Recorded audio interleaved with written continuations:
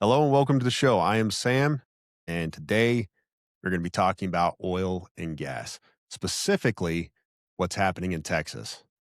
So, as always, I have people on that know a thing or two about a thing or two and have some expertise to talk about in relation to the subject we're discussing. And today we're talking to Case. I had a conversation with Case the other day, and I don't know how much of it's going to go on this show.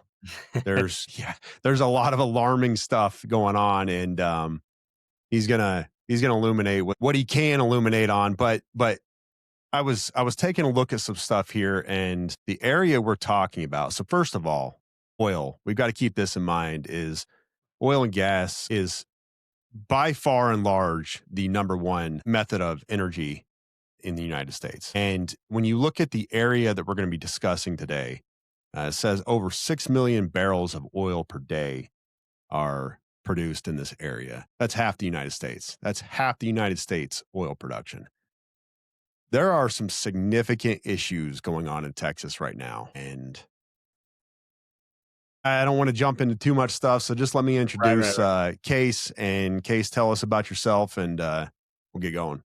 Yeah, I'm Case Chambers. I'm from Abilene, Texas. I've got a little oil and gas operating company out here. We work mostly out west, some stuff a little bit east, but yeah, mostly what everybody would refer to as West Texas. And what we had kind of mentioned that, we have a mutual friend, and I brought it up to him just in passing. There's a lot of oil that gets stolen out there in West Texas. We're talking about really remote areas where you can have trail cameras out there, this or that, but not a lot of let's say there's not a lot of ways to track who's in and out of all these ginormous ranches, right? And a lot of oil's coming up missing here recently.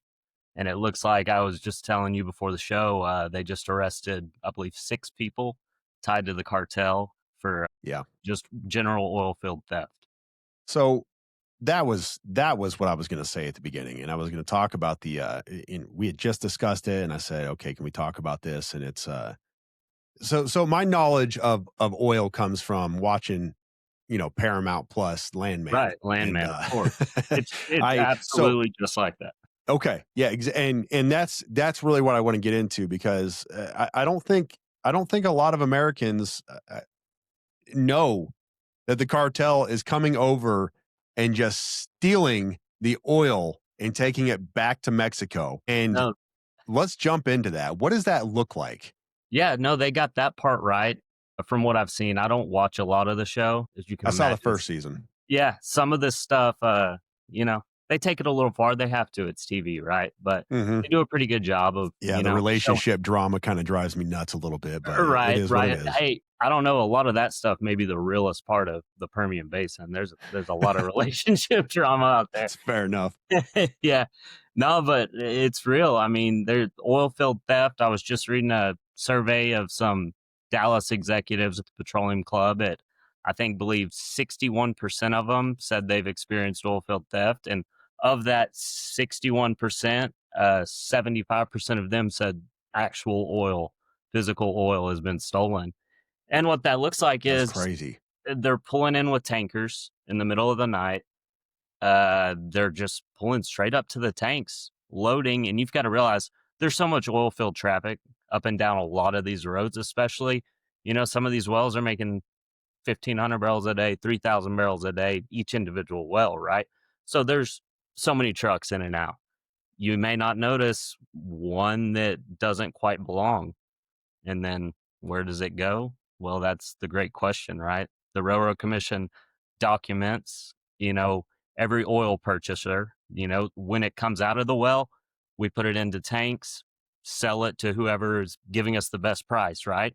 They Mhm. come pick it up, they take it off, then it ends up at the refineries. So it should have a chain of custody everywhere it goes, unless maybe it goes across the border, right? Then it just disappears. Okay, so this is where we get a little touch and go with things. Yeah. What is being done about it from a authority standpoint?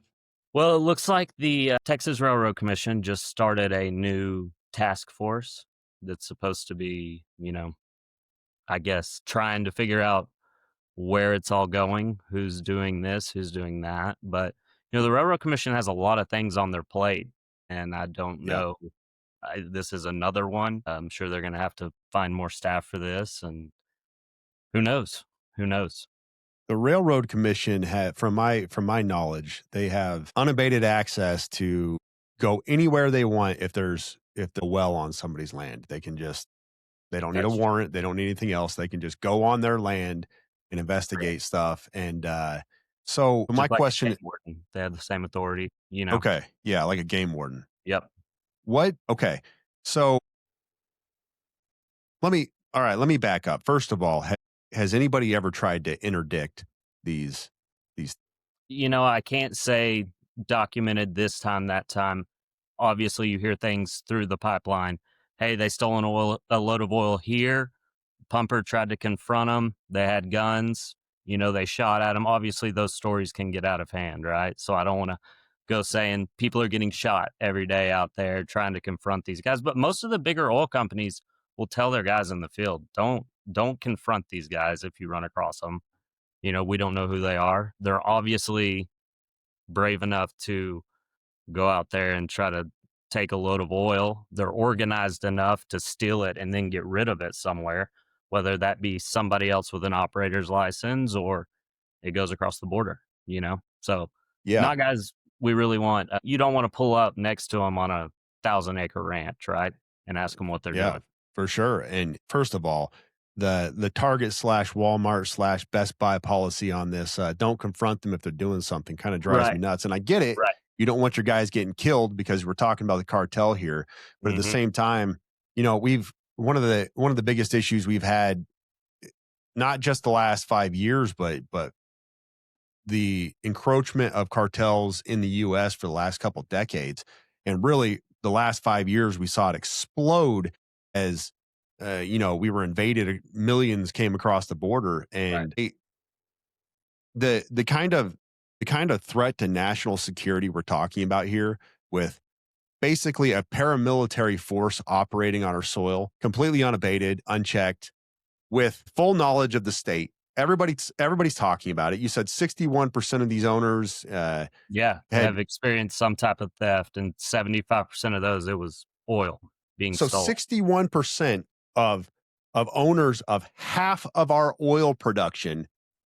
in the United And keeping States. in mind that oil is the top source of our energy in the United States, that to me is a staggering number of people who are aware of this, who have been affected by this, who know full well that we have this paramilitary force, the cartel, that is not just stealing oil, but they're trafficking in persons, they're trafficking in drugs.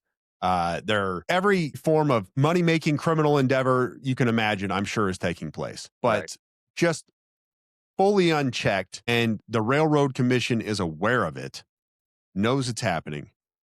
They've gotta be. Yeah, I mean, they've got the task force going forward here, so I think, I don't know what all's going on in those meetings. They may have like I said, they arrested some guys in New Mexico not too long ago. And you got to realize New Mexico and far West Texas, I mean, it's a skip and a jump. The guys that are stealing oil in New Mexico are probably stealing it in Texas too. Now, where they're crossing the border, if they're even crossing the border, that's another thing that has to be considered is if they got an operator's license with the Railroad Commission, they could be selling this oil legally, saying it's coming out of another well that it's not Yeah, actually coming out of.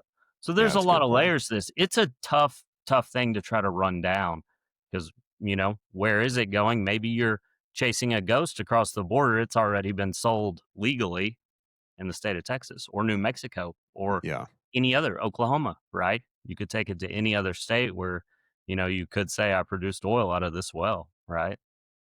So how do you ever chase it? Yeah. I'm I'm at a loss here because, like you said, we don't know what they're doing. We don't know what Texas what their response has been, but we do know that guys like you on the ground aren't you're being affected by this. You're not seeing Absolutely. any kind of abatement.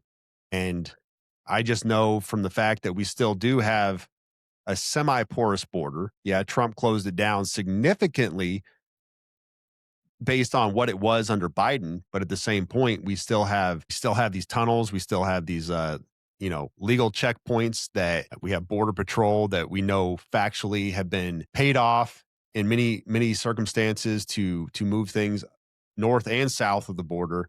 And Right. so I don't even know how we get our I don't even know how we get this really is. I don't think you will. I saw another article written. I don't know who exactly it was. I'll send it to you afterwards. But there's been estimates that up to 3% of all the oil produced is being stolen somehow or another. Whether that's tapped in, 3%. whether that's tapped into a pipeline, which is probably where most of it would go. And you've got to think a pipeline moving thousands and thousands of barrels of oil a day. You take 1 to 3% of that, it adds up. But also it's enough to where you may not notice all of it's missing. Yeah, I'm an idiot, but if my math is correct, that's 180,000 barrels of oil. Yeah. I mean, That's a lot of money. that's a lot of money depending on oil prices, right? Today, not quite as much. They may want to steal at some different times. I think we're at 56 right now as we speak, but that seems to be where Trump likes it. So Yeah. that's what we get. What else are you seeing as you go up and down the roads and you work on these wells? Uh, there's a lot more armadillos out this year. I've Okay. noticed that way more than years prior. So the armadillo population is thriving here in Texas. I can say that for sure. Is there any For- is there any significance in that? No, absolutely not. Not All that I right. know of yet. Not All that I right. know of yet. But it's always hindsight's 2020, right? We may be looking back at this, and Yeah, who yeah. knows? No, but Interesting. Okay. seriously, there's starting to be quite a bit of layoffs out here. People are slowing down. The drilling is definitely slowing down. You see a lot of the wells that are being drilled right now, these were planned out, you know, maybe a year. It's probably been a year since they permitted the well, right? It's how long it takes. They've got to go build the location, make sure the lease, everything's great. All their facilities are in line, right? At these lower prices, I don't know how many people are going to be planning new wells. So that's another thing you're going to be seeing, I think, is pretty soon you'll see a little bit of a decline in the at least Texas production, which generally would be some of the most economic. Yeah, yeah. And what is the reason for that? I mean, as far as regulation, what are you seeing regulation wise? I would say the main problem is inflation hit us too on the supply side. All these years since 2020, right? It's hit us on the supply side. That's not come down yet, but the price we're receiving for oil has come down tremendously, right? So it's going to be, and I understand that high energy prices also lead to a lot of that inflation. So as energy prices come down, you would hope to see a lot of our costs coming down as well. And that's just part of it. This is the game we play. We know it goes up and down, and Yeah. we ride the waves. But Have you as got far as regulation goes, there's always new stuff every year from the Railroad Commission, and they're in a tough spot, right? Because if they roll back anything on us, even if it was a rule written in the 1900s, right, that doesn't even apply, you're going to have one side screaming at them saying, you're bought and paid for, or sure. this or that, right? Why are you rolling back rules? And then on the other side, every time they put a new rule, a lot of these older operators, right, that have, and when I say operator, you got to realize we're not talking about Chevron and Shell and Exxon and guys like that. We're talking about local guys, right, that might have 5 barrels a day, 10 barrels a day, right? You can do the math, Yeah. 55. They're not billionaires, right? They're just, this is how they take care of their family. They may have a second job, things like that. As the regulations go up, those guys want out, right? They're done with doing it, right? All the electronic filing, this or that we have to do, which every year, there's more and more and more. You're seeing a lot of those guys roll out, and then it becomes mostly big companies, right? So that's another big change that's, coming around the corner, it looks like. So that I mean, I'm just gonna walk the dog on this one. Yeah. Much how much harder does it make your job with all the extra, let's just call it paperwork added on to it. Frankly, for me, I have people that I contract out. I have an entire office of people that handle all of that for me so I can focus on the wells, right? Because Okay. the paperwork, any amount would probably be too much for me personally. But Yeah, sure. no, I mean, I'm in a fortunate situation where we are big enough to where we can pay other people to do that stuff for us, right? It's the guys where, paying someone else to contract out all their paperwork for the year, maybe cutting into 50% of what they're actually making at the end of the day. So Mm. yeah, I mean, it is a problem. It's definitely a problem. And like I say, they'll say, yeah, those guys probably need to be out, is what I would imagine the railroad commission would say. You know, we've got to have certain standards. But So, are you guys talking about, you guys had any conversations in your field about the AI data centers? yeah, absolutely. There's a lot of conversations about how are they going to get energy, right? We have a lot of natural gas. I don't think people understand how much natural gas we have to flare off. And when I say flare, I mean it's burning. You see those big flames if you're Yeah. ever driving through West Texas. They're burning off gas, may have too much H2S in it, which you'll know what that is if you watch Landman. I heard that it wiped out a whole town or something like that here Okay. recently. But no, it is bad stuff. And so they'll burn off a lot of that. But I mean, either in other areas, right? We just don't have pipelines in and out to all these small fields. But there's so much gas. It's so abundant, especially in Texas and a lot of other parts of the United States as well. And I think eventually, one way or another, they're going to build the pipelines out. And that'll probably be what feeds these data centers, which would be nice for operators, right? Because we'll have Yeah. a more of a steady, I mean, a lot of the gas costs us money to get rid of at this point, right? Even if we're selling it, by the time they treat it and things like that with lower gas prices, I mean, it's a nuisance some places, as crazy as that sounds. And the Yeah. water as well. The produced water has always been a problem in the oil business, right? I mean, because with the more water that the well makes versus how much oil it makes, that's generally going to relate to how much your expenses are to operate it because you have to do something with the water. So we're bringing them both up together, Okay. separating them out, and then generally what you would do is inject the water back into the formation. But a lot of these data centers need to be cooled. And so we think the produced water could be a great, you know, asset for them and it would be great for us to get rid of. So really Texas is the perfect place for it, I guess. If we're going to do it, Okay. we've got what they need. It's just a matter of scaling it out to them really. Yeah. And that, I guess that ties in with the regulation aspect. Yeah. Is have you heard any conversations, or are you forecasting any kind of conversations coming out of the Railroad Commission about how they're going to handle that and how they're going to scale that? Because I asked this because as a guy who doesn't know much about this world, I've heard all the rhetoric over the years from the politicians, the classic drill baby drill. And Right. I know Trump's a proponent of it, but then we see things like, okay, so we're on the eve of potentially doing something to Venezuela, and we see all the sound bites from these politicians talking about oil in Venezuela and all that stuff. And so Right. I'm just wondering what what kind of investment is is the Texas government making in oil producers right here in Texas that's going to support this?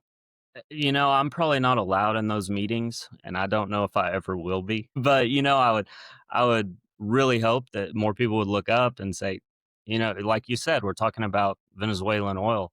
We've got a lot right here, but the bottom line is we can't produce as cheaply as other countries can because other countries aren't regulated. And that's the thing. And, there will be arguments that, yes, they are, we do this or that. I doubt that if you spill a drop of salt water on the side of a road in, Saudi Arabia, you're going to get a $10,000 fine and lose an Right. operator's license, right? So it's just, it's not the same, right? So we do have the oil here, and we're not in that bad of a spot at 55. A lot of people will say, yes, we are. They're just higher cost, right? Depends on the area you're in. If you're in a great field, a shallow field, it doesn't take a lot of money to work on the wells. you know, say I'll roll it $20 a barrel of oil. You know what I mean? But that's kind of where we're at right now. And Gotcha. yeah, I don't see any relief coming from the state. I would love for that to be the case, but I don't even know what really they could do at this point, right? So if you could have your ideal situation where regulations were sensible, but they actually met, I'll just say sensible. Sensible in Right. the sense of safety and preservation of the ecosystem and whatever else, but also sensible in the sense that we need to produce this energy for national security issues.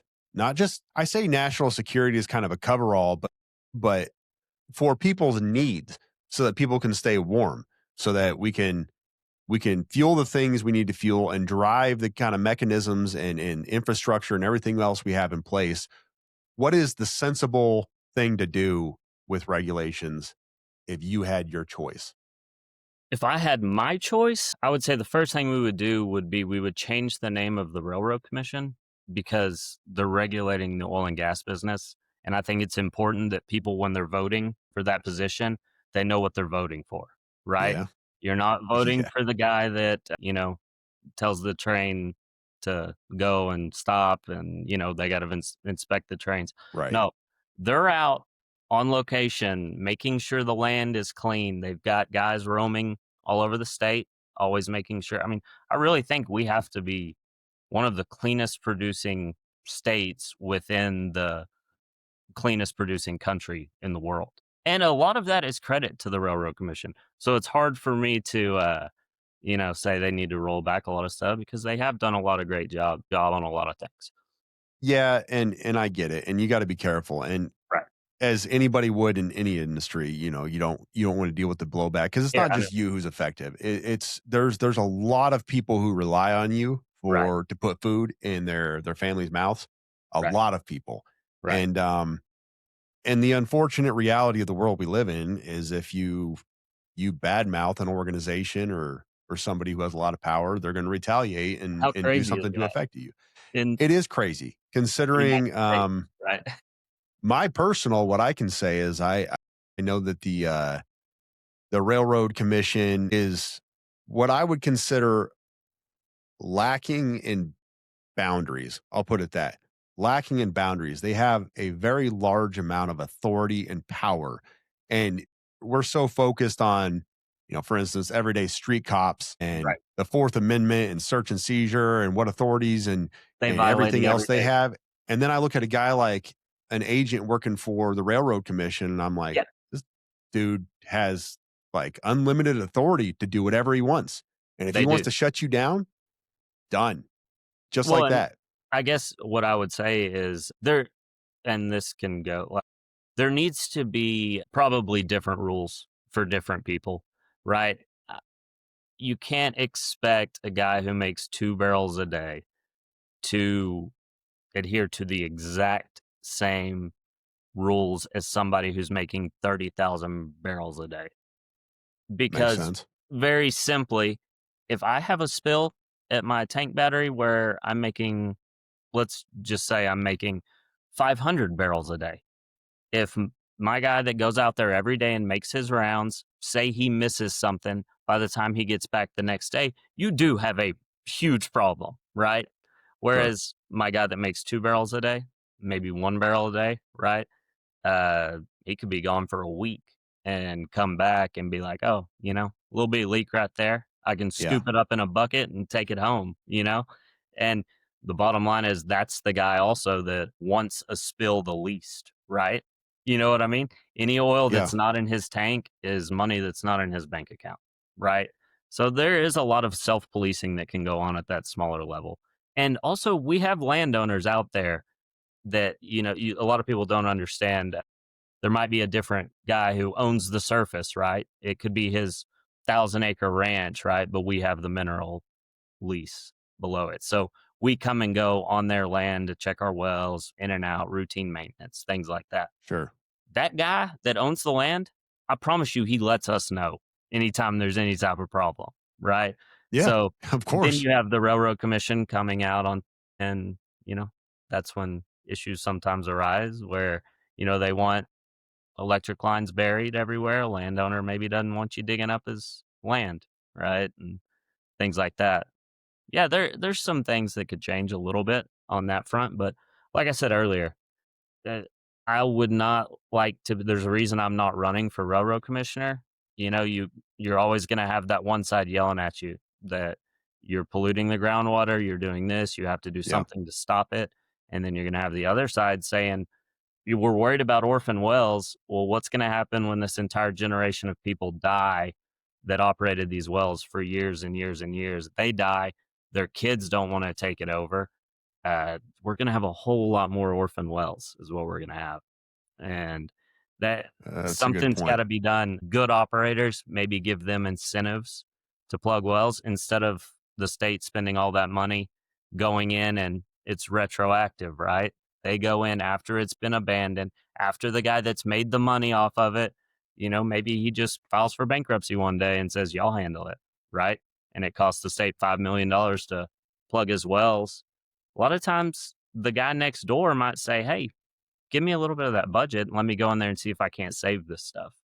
And I think that could help quite a bit. What that would Uh, look like, I don't know. I'm sure it would take a lot of convincing and a lot of regulatory work, right? Because leases, are they still valid when you change operators? That's why, frankly, sometimes it's easier for the state to go in and plug it, even at the more expensive costs, unfortunately.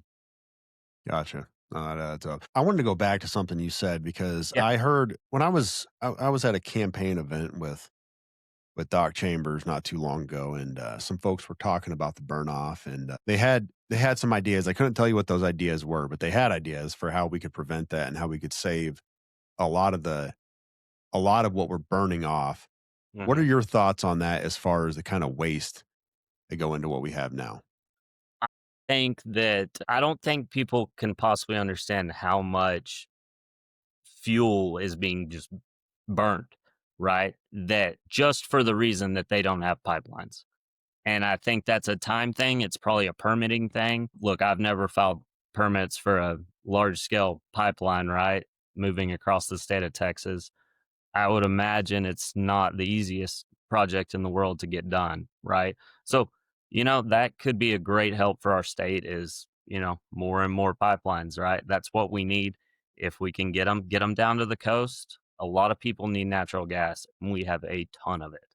So much of it that, it's a lot of times just being burned off in the air just because you can't get a pipeline. Yeah.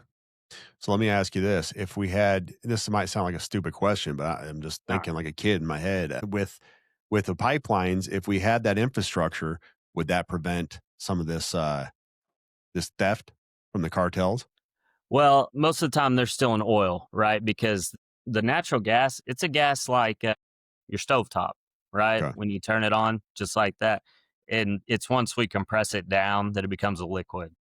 Then I'm sure they would steal all of it that they could. But no, gotcha. Okay. yeah, no, they're mostly just still in the oil. I would assume that they've probably stole some liquefied natural gas, if I had to guess as well in the process, maybe on accident. Who knows? Yeah. Man, I wish I could explore that subject more because the cartel stuff is something that I'm super passionate about when it comes to their presence on American soil and counter human trafficking, and that's my personal passion right there is the trafficking of persons, and all of this stuff to all of this kind of activity takes place because there is a buyer for the product that they have, whether it's Right, gas, drugs, people, whatever it is, there is right, a buyer who is purchasing that stuff.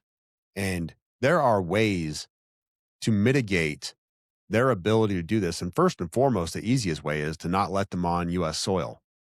I mean, if we had if we tightened up our security, I just put it that way without over explaining it, we could prevent a lot of this. We could keep our workers safe. We could keep our citizens safe, and then we could take a lot more of our own product that our nation is wholly reliant on.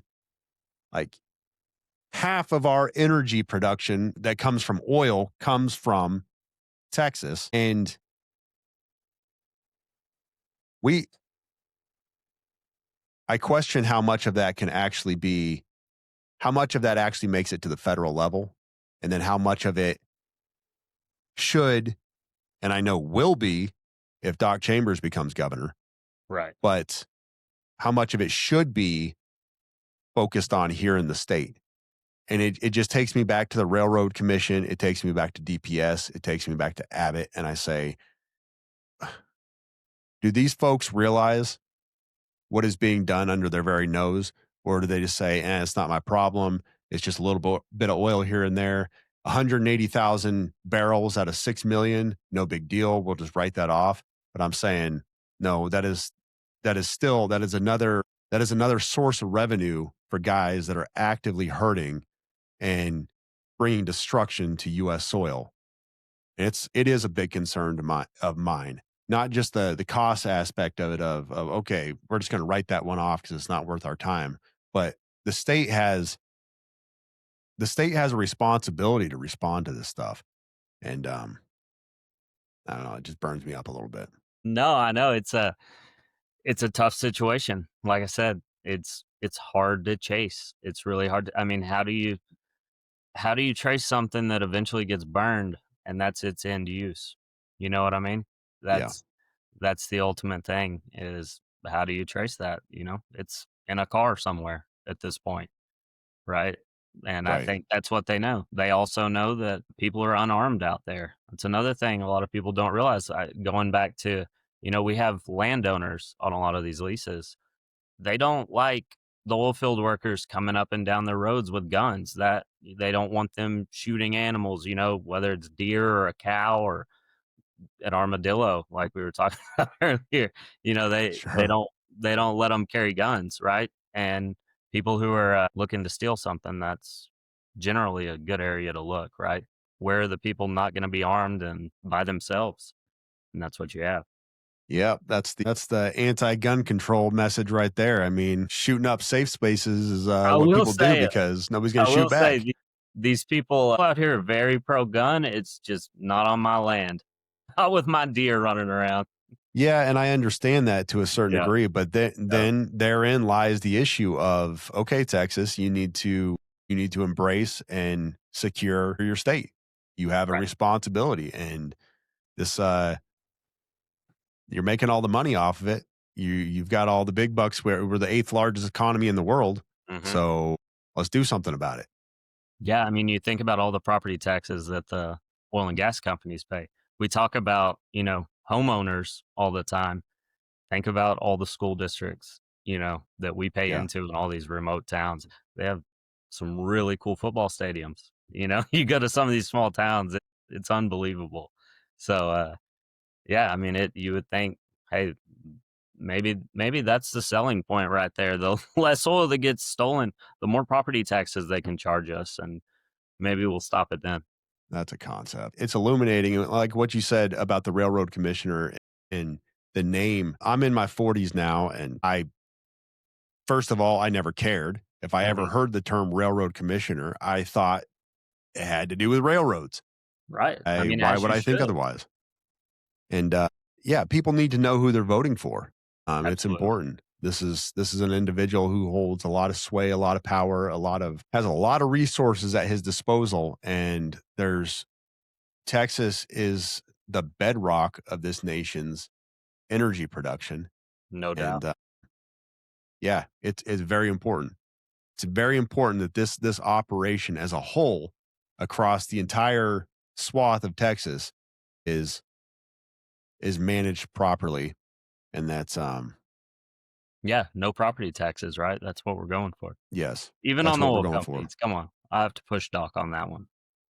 Yeah, no, absolutely. I mean, that's his stance, Yep. and we're gonna get there, but Yeah. And that's another thing that was another thing I've talked to Doc about is, look, we have so many resources in this state. You look at Saudi Arabia, I don't think they are charging their residents property taxes, you know? somehow I don't think they are. Yeah, I don't think they are. I think we have the largest oil field in the world.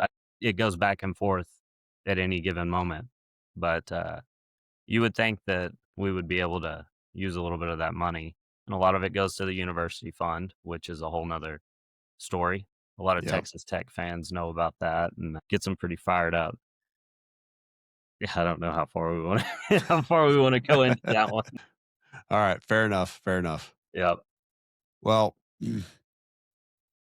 no, this has been eye-opening just talking from you on the phone and then doing this podcast. I think it's something that more Texans need to get tied into, need to be aware of, and need to know what's going Yeah. on in the backyard. And I think honestly shows like Landman, though fictional and uh, a little eccentric at times, obviously, like we discussed for TV, but they yeah, it was an entertaining way to see the inside of the operations and how things kind of go down, the politics, the danger involved, and everything Right, else. right. And so And it, a lot of that is real. They did a great job, but while we're talking about things that need different names, Landman needs a new name just about as much as railroad commissioner and oil and gas because what he does, I don't know. If you can find me a landman that does all that, I would be very excited. Most of them don't even carry wrenches in the trucks. So, so they're not the know-it-all, fix it. look, I mean, there might be one or two of them that are going to take issue with this, but I think most of them will say, yeah, no, I spend my time on a computer most of the time on the phone. So, No, that's yeah, fair. That's no, fair. yeah, That's like I guess it's like Indiana Jones and archaeology. You're not going to find right, a lot right, of those right. guys whipping across the moats. Yeah, no, that's exactly right. No, okay. That's no, this has been very insightful, and I hope I hope a lot of Texans see this because it's one of those things where as Doc is running for governor and we realize how badly the ball was dropped over the last however many years. You put your own timeline on it, but after all the issues we've seen and the lack of focus on the actual people who live here in Texas, yeah, there is a very strong economy, but there are tens of thousands, hundreds of thousands of Texans hurting all across the board from bad policy, bad regulations, terrible security in this state. I mean, terrible security in this state. And once again, um, I'm not always going to toot the Trump horn, but what I will say is that he stopped the bleed on the border, and he's not going to be around forever. And No we've got to doubt. get a governor in place who's going to fix this because everybody's being affected by this. From car theft in San Antonio, which is just outrageous and out of control. Mhm. I mean, this happened to two of my friends. I don't Yeah. even have that many friends, and it happened to two of them. Their vehicles were stolen. I mean, drove in first night in San Antonio, and if you have an F-250, it's gone. Don't Yeah. even No, I mean, going back to that survey about the oil executives who have had, you know, property stolen, I think if we ran a similar one on people that have friends who have had cars stolen in San Antonio, it would be 100% of Texans. Everybody knows somebody w's been robbed in San Antonio. yes. I mean, I had a friend just got his taillights stolen not too long ago. Yeah. It's insane. I feel like we're Crazy. Brazil, you know? Brazil doesn't Brazil has this very powerful economy, this very Mhm. beautiful country, and nobody travels on the main roads because it's like Mad Max. Right. You Right. go out on the roads, you're gonna get robbed. You're gonna have bandits that roll up on you and jack you. And it feels like that down in San Antonio. If you've parked your truck Mhm. at a hotel overnight, it's good luck. Good luck. You got a 50-50 chance of that thing getting jacked. Yeah. And the only reason it wouldn't get jacked is just because they don't have enough manpower to move it at that time because they're jacking everybody else's truck. They already took that. I mean, that's why you always have to, you know, just, I guess, drive your worst car if you're taking a road, the one that you would be least upset. I mean, it's just part of the trip, I guess. You know what I mean? You Yeah. you Yeah. got flights, hotel, and then, you know, whatever car gets stolen. That's just part of the expenses in San Antonio. But our southern border is a mess, and it's not going to get better just because we have some politicians who talk on social media. We got to have a guy in there Right. who's getting it done, and we've got to have the security in place to deal with issues like this is just one of them. But oil being jacked right off the wells by Hmm. cartels, you know, and my buddy's a politician over in Arizona, and you know he's talking about how these guys had outposts literally on our border surveilling what they're doing in Arizona. And I know all up and down Arizona, New Mexico, Texas, it's just a mess. These guys just come and go, completely carefree and do whatever they want, carrying weapons, conducting surveillance, stealing, trafficking. Just we've got to put a stop to it. And Texas has got to lead the way on this. And folks like you are feeling it every day when it comes to what you experience out there in the field. Guys getting shot at because they're in the wrong place, the wrong time. And Right. Ask what they're doing, you know? yeah, what are you doing? Well, we're shooting you. Yeah, that's Um, enough, right? yeah, Too many right. questions. Too many questions. So we've No. got to bring some change. I hope people see the imperative and the necessity of fixing this problem with security in this state so that guys like you can focus on what you do without fear of getting hurt or fear of one of your guys getting hurt. Right. These folks have families to go home to and they have mouths No to feed. doubt. So, No doubt.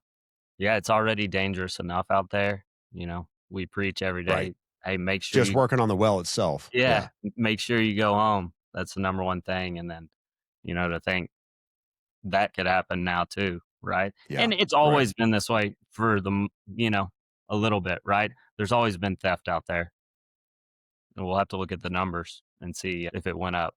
I think it did. Yeah. Well, appreciate you coming on. Yeah. You want some, horse picks for the weekend? Yeah. Let's do it. So yeah, yeah, yeah. We've got 3 at Oaklawn on Saturday, Willie Okay. D's, Emmanuel, Willie D's. and yeah, and a Gleese. Willie D's gonna set the track record. Mark my words, All right. right here. Yep, there you go. Then What out day? on bail on Sunday at, Turfway. So, Nice. yeah, Nice. Out on bail. out on bail. He's an awesome horse, man. He's the type of horse that, look, they could go run the race on the parking lot outside. He's gonna get up there. He's gonna be in the top 2 or 3. I think he's had 7 starts, been top 3 in 6 of the 7, all different surfaces, all across the country. Cool horse. He's Outstanding. a great horse. Yeah, you'll have to check him out when he's Well, there you winning. go. Yeah, You got your winners 10 to right there. 1, free money. Nice. Yeah. Well, if I was betting man on horses, I'd throw it down, but somebody else can get in on that Yeah, action. there you go. Maybe they can, spend the money on a little Doc Chambers for governor donation. Nice. I like Yeah. it. That was a good insert. Very good. All right. Well, thanks for coming on. Don't hang Alright, up man. just yet because got to let this thing close out, but y'all hit me up if you want to talk about what's going on in your area. That's what I'm doing. I'm interviewing people who work in fields, who do things, who see things, who know things, and want to get their story out and shed some light on what's going on in their area and their neck of the woods. So, talk to y'all later. Have a great night.